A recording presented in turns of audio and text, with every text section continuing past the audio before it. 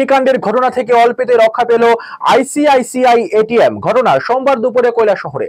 জানা গেছে, ঊনকোটি জেলার কৈলাসহর স্টেট ব্যাংক সংলগ্ন আইসিআইসিআই এর একটি এটিএম কাউন্টারে বৈদ্যুতিক শর্ট সার্কিটের ফলে আচমকা ধোঁয়া বের হতে থাকে।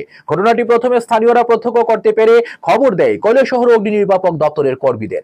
খবর পেয়ে কৈলাসহর অগ্নি নির্বাপক দপ্তরের কর্মীরা ঘটনাস্থলে দ্রুত ছুটে এসে আগুন নিয়ন্ত্রণে আনে এবং আশেপাশের দোকানগুলিকে ভয়াবহ অগ্নিকাণ্ডের হাত থেকে রক্ষা করে।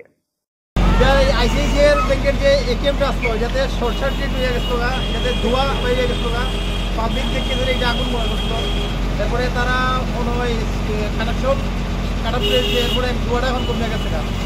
মানে এখানে আগুন টাগুনের কোনো মানে সন্দেহ নাই। এখানে যদি সেগুলো আবার ঠিকঠাক করার পরে কানেকশন দিলে মনে হয় আর আগুন লাগার সম্ভাবনা নাই। এখানে এটিএমের টাকা কি পড়েছে?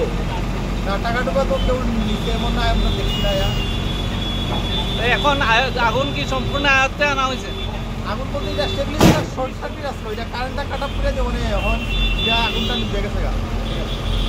উত্তর দেওছড়া